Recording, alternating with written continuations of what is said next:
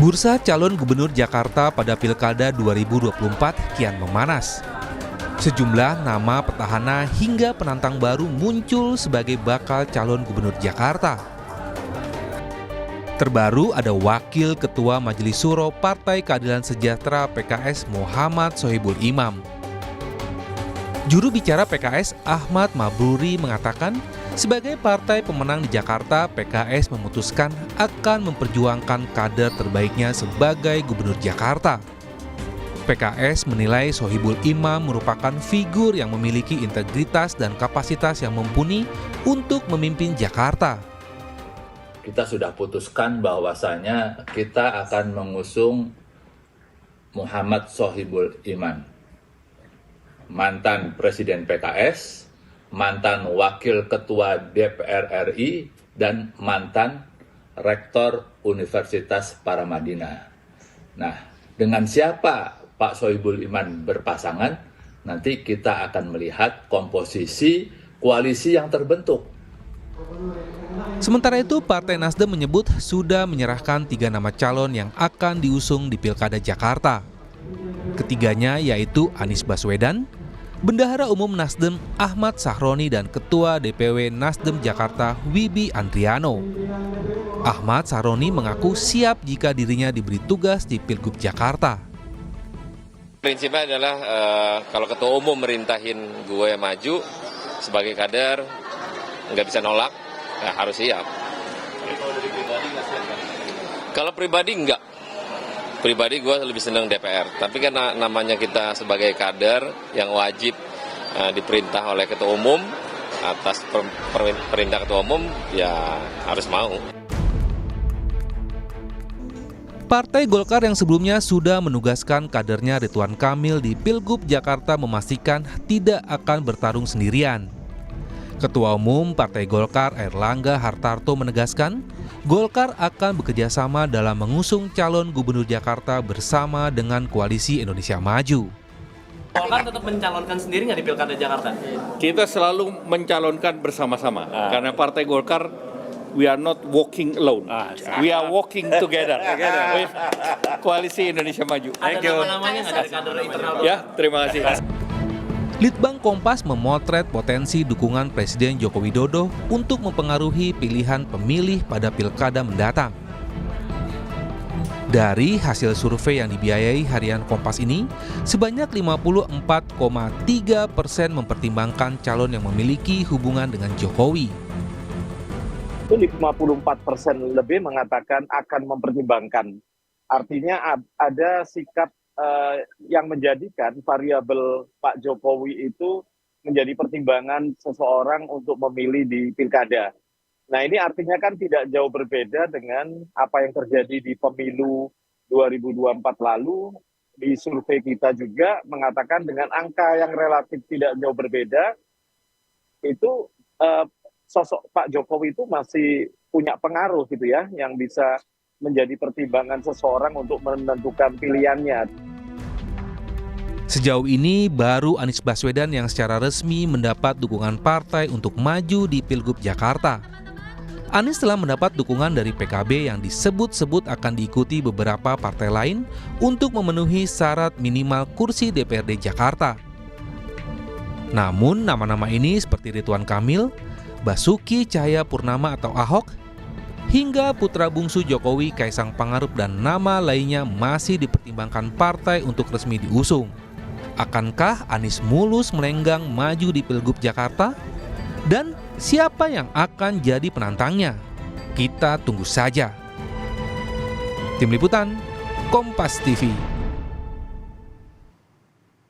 Bursa Pilgub Jakarta kian menarik setelah muncul barisan mantan gubernur dan elit parpol. Lalu siapa yang punya peluang jadi lawan Anies Baswedan yang sudah punya tiket dari PKB? Kita akan bahas bersama dengan Direktur Eksekutif Indikator Politik Indonesia, Burhanuddin Muhtadi. Mas Burhan, selamat sore. Sore, Cindy. Mas Burhan, kan sebelumnya ya kita tahu lah nama Anies Baswedan ini selalu adalah sosok yang punya elektabilitas tinggi di Jakarta. Nah, kemudian PKS menyebut nama Sohibul Iman. Nah, kalau Anda melihatnya sebenarnya PKS memang punya pertimbangan yang matang, serius mau memajukan Sohibul Iman atau masih cek ombak? Begini, Cindy, sebenarnya elektabilitas Anies Baswedan meskipun paling tinggi tetapi tidak dominan. Karena bagaimanapun beliau adalah gubernur incumbent yang menjabat 5 tahun 2017 sampai 2022. Jadi wajar kalau berada di peringkat pertama. Tetapi tidak mendominasi karena elektabilitasnya di sekitar 30%. Sementara beliau sudah punya modal politik sebagai orang nomor satu di Jakarta 5 tahun sebelumnya. Jadi sebenarnya masih membuka potensi buat munculnya lawan-lawan lain untuk menantang kedikdayaan Anies Baswedan, termasuk ya Sohibul Iman yang baru saja dideklarasikan sebagai bakal calon gubernur dari PKS. Jangan lupa PKS ini adalah partai pemenang pemilu di Jakarta. Dan kota-kota sekitar Jakarta itu dimenangkan oleh PKS. Seperti Kota Bogor, Bekasi, ya, Depok. Jadi PKS tidak sedang testing the water saja, tetapi PKS ingin menguji mesin partainya terkait dengan Pilkada Jakarta. Artinya modal sebagai pemenang di pemilu kemarin cukup untuk memenangkan, memajukan Sohibul Iman di Pilgub? Memang harus diakui ya, Sohibul Iman ini tidak populer. Ya, kita sudah coba berkali-kali dalam survei, tingkat kedikenalan publik terhadap Sohibul Iman di Jakarta itu relatif masih rendah, meskipun beliau mantan presiden PKS dan mantan wakil ketua DPR ya dari PKS. Tetapi lagi-lagi dengan kekuatan mesin PKS yang mereka punya, dan jangan lupa meskipun tentu ada banyak penolakan dari basis atau konstituen PKS, tapi PKS punya doktrin yang disebut dengan istilah taat kepada qiyadah ya. Jadi mereka patuh kepada instruksi partai. Nah, ini yang nanti kita coba lihat apakah PKS mampu menggenjot elektabilitas Sohibul Iman ya sampai jelang pendaftaran Agustus akhir 2024, ataukah akhirnya PKS menempuh opsi kedua, yaitu menjodohkan calon dari kader PKS sebagai wakil gubernur. Nah, kalau opsi pertama sekarang kan sebagai calon gubernur, namanya juga pemenang pemilu. Tetapi kalau elektabilitasnya tidak naik-naik selama 1 bulan ke depan, apa mau dikata? Mungkin PKS akan realistis untuk mengajukan kadernya sebagai wakil gubernur. Nah, pertanyaannya kepada wakil gubernur siapa? Nah, itu yang sampai sekarang masih belum clear ya. Oke, Mas Burhan, tapi kalau kita melihat konstituennya PKS kan juga bisa dibilang militan nih. Ketika misalnya PKS fix akan memajukan Sohibul Iman, Anies Baswedan juga sudah punya tiket misalnya dengan PKB dan partai politik lain. Kansnya ketika mereka bertarung gimana, Mas? Nah, memang kalau PKS maju baik sebagai calon gubernur maupun berkoalisi dengan partai yang tidak mengusung Anies Baswedan, itu yang paling dirugikan memang Anies Baswedan. Karena basis Anies Baswedan sebagian besar itu berasal dari konstituen PKS. Dan ketika PKS sudah punya calon sendiri atau berkoalisi dengan lawan Anies Baswedan, maka akar rumput PKS tadi sedikit banyak itu akan mengikuti garis instruksi partai. Dan ini sudah terbukti di banyak tempat. Jadi salah satu di antara sedikit partai di Indonesia yang paling militan, paling solid mesin partainya adalah PKS. Dan kalau misalnya PKS maju dengan rute tersendiri menuju Jakarta 1, maka calon gubernur pertama yang paling dirugikan adalah Anies Baswedan. Nah, makanya Anies punya kepentingan untuk tetap, tanda kutip ya, menyadarkan PKS berada dalam barisannya. Nah, itu tadi Mas Burhan kan tadi menyebut yang paling dirugikan adalah Anies Baswedan. Kita tahu Anies juga bayangannya sangat beririsan dengan PKS sejak dari Pilgub yang 2017. Artinya dampaknya selain misalnya lebih kesulitan untuk memperoleh tiket, kemudian juga mungkin mesin partainya akan kurang. Apalagi dampaknya buat Anies Baswedan?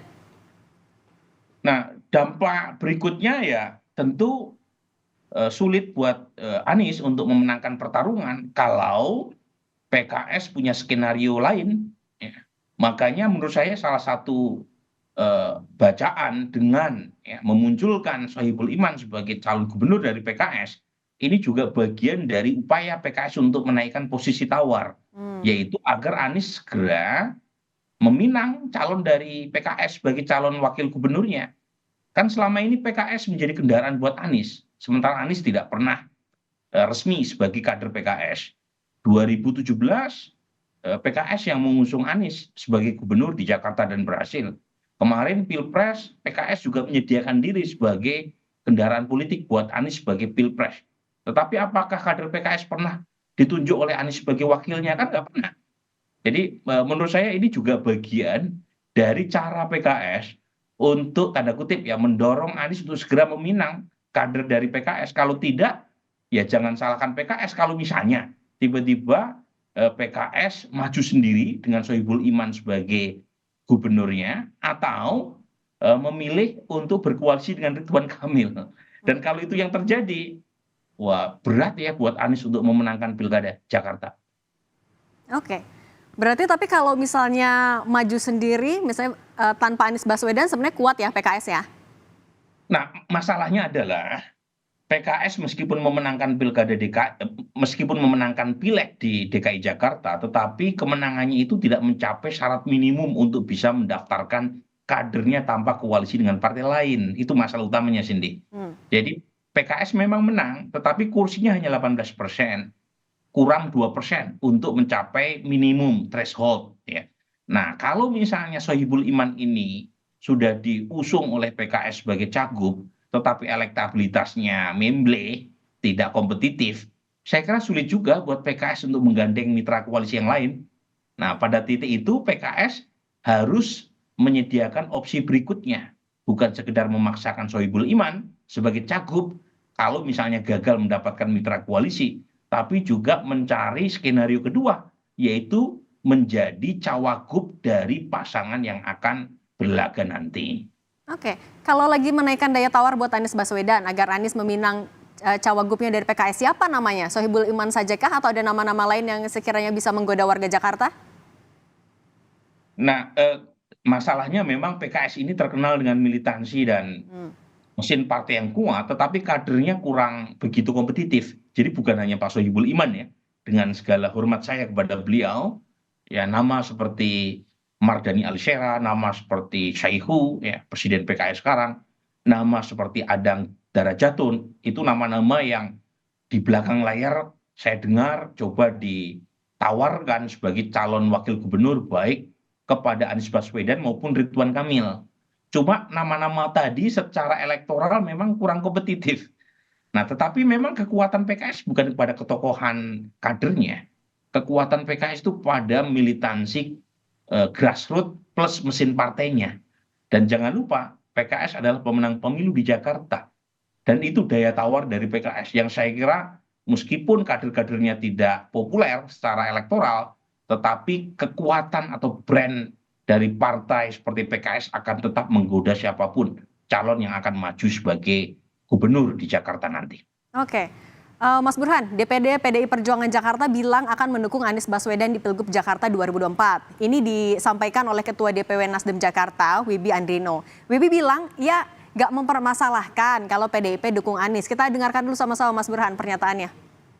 Informal aja berbicara, kita agak kaget kemarin teman-teman di DPD PDI Perjuangan mengusung Bapak Anies. Ada apa nih, ya kan? Tapi ya biarkan saja berproses. Artinya kagetnya tadi itu sebenarnya itu tanggapan pribadi saya karena Ketua DPD PDI Perjuangan Jakarta nelfon saya, Pak Amin bilang kayaknya kita mendukung Anies. Wow. Oke. Nah, Mas Burhan tadi menanggapi pernyataan dari Wibi Andrino, seperti apa kira-kira hitung-hitungannya? Ya, memang sejauh ini ada dua poros. Ya. Pertama adalah poros keberlanjutan dalam pengertian secara nasional, yaitu kubu dari koalisi yang mendukung Pak Jokowi hari ini maupun Pak Prabowo Gibran nanti. Nah, dalam hal ini mengerucut ke nama Ridwan Kamil. Koalisi Indonesia Maju yang akan mengajukan tokoh di Pilkada Jakarta. Nah, yang kedua adalah poros perubahan. Meskipun lagi-lagi dua poros ini tidak relevan ya dalam konteks Jakarta. Karena Anies Baswedan kan petahana. Tetapi lagi-lagi ini konteksnya nasional. Kenapa nasional penting saya sebut? Karena residu Pilpres masih terasa di Jakarta. Ya. Dan untuk poros perubahan, nama yang diajukan adalah Anies Baswedan. Dan residu Pilpres ini pula yang menyebabkan PDI Perjuangan itu semangatnya adalah mencari tokoh yang potensial menang tetapi bukan berasal dari kolam istana. Dan itu adalah Anies Baswedan. Jadi kenapa bukan Ridwan Kamil, meskipun Ridwan Kamil juga punya potensi menang, karena Ridwan Kamil berada dalam pusaran istana. Nah, Anies Baswedan meskipun punya masa lalu antagonisme elektoral yang luar biasa dengan PDI Perjuangan, terutama dalam Pilkada 2017, tetapi PDI Perjuangan nggak punya cara atau opsi lain. Kader-kader yang mereka usung juga tidak kompetitif secara elektoral. Meskipun PDI Perjuangan punya kekuatan besar ya di Jakarta, tetapi kadernya tidak cukup kompetitif.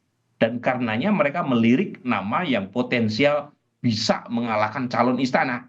Dan nama itu adalah Anies Baswedan. Nah pertanyaannya, ini pertanyaan penting nih ya. Anies bukan kader partai manapun.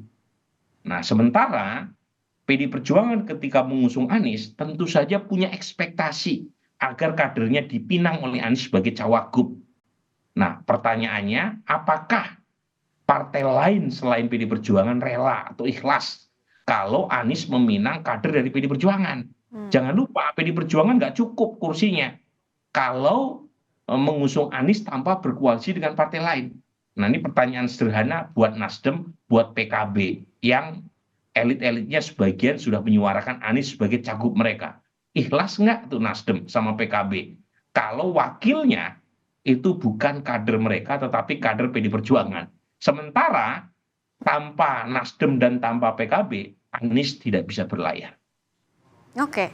Nah, tapi Mas Burhan sebenarnya kalau yang dari Anda baca, Anda analisis, sebenarnya kenapa PDIP sampai sekarang masih wait and see nih untuk deklarasi Anies? Apakah ya goda-goda kemarin juga belum terlalu serius atau justru mungkin ada perbedaan pandangan justru di internalnya PDIP sendiri? Saya kira lebih karena ada dua saya kira. Pertama adalah mereka menunggu sampai ujung apakah ada kader internal PDI Perjuangan yang punya selling point secara elektoral. Nah, secara teoritik maupun historis sulit ya dalam waktu sebulan bisa mengatrol elektabilitas seseorang dalam waktu cepat. Tetapi lagi-lagi ya namanya juga masih ada waktu kan sampai akhir Agustus. Jadi ini yang pertama, mengapa PDI Perjuangan tidak segera memutuskan Anies? Karena bagaimanapun mereka wait and see, menunggu kadernya untuk bekerja dan mendapatkan dukungan publik. Yang kedua adalah ya bagaimanapun Anies maupun PDI Perjuangan kan pasti perlu waktu ya untuk menentukan siapa cawagupnya. Nah, dugaan saya PDI Perjuangan sudah menyampaikan beberapa nama dari internal mereka untuk dijodohkan dengan Anies.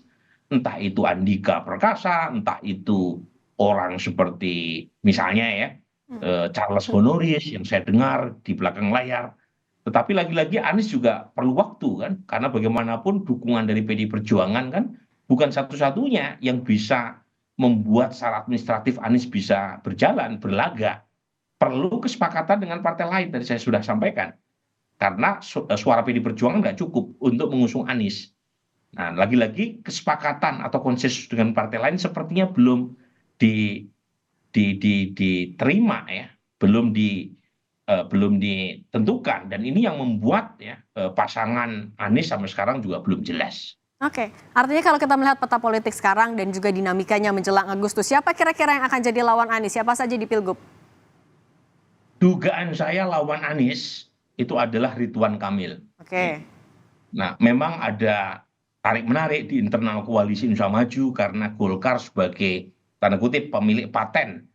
Ridwan Kamil terkesan masih kurang ikhlas ya menyerahkan Ridwan Kamil maju di Jakarta. Karena pertimbangan Ridwan Kamil elektabilitasnya masih tertinggi di Jawa Barat. Nah, ini ada tarik-menarik di situ. Tetapi sepertinya kesepakatan di internal koalisi Indonesia Maju yang melibatkan top elit partai-partai pendukung pemerintah itu tidak punya opsi lain untuk mengalahkan Anies kecuali nama dengan inisial RK, Ridwan Kamil. Ya, jadi itulah lawan Anies yang paling potensial. Mungkin kalau misalnya terjadi kejutan, mungkin saja PKS maju berlayar. Ya, PKS mendapatkan tambahan satu partai pendukung PKS untuk mengusung Sohibul Iman. Tetapi Sohibul Iman sebagai calon lawan Anies ini menurut saya kok agak kecil. Karena lagi-lagi waktu yang tersisa buat Sohibul Iman untuk meningkatkan elektabilitasnya itu terlalu pendek, dan karenanya PKS kemungkinan besar akan memilih di antara dua nama untuk berkoalisi di Pilkada Jakarta nanti. Entah itu Anies atau Ridwan Kamil, hanya Tuhan dan rumput yang bergoyang yang bisa menjawabnya. Oke, masih ada sekitar 2 bulan lagi nih untuk kita lihat jual mahalnya tarik-menariknya antar partai politik dan juga para kandidatnya. Terima kasih Direktur Eksekutif Indikator Politik Indonesia, Mas Burhanuddin Muhtadi sudah berbagi di Rumah Pemilu hari ini. Sehat selalu, Mas. Terima kasih.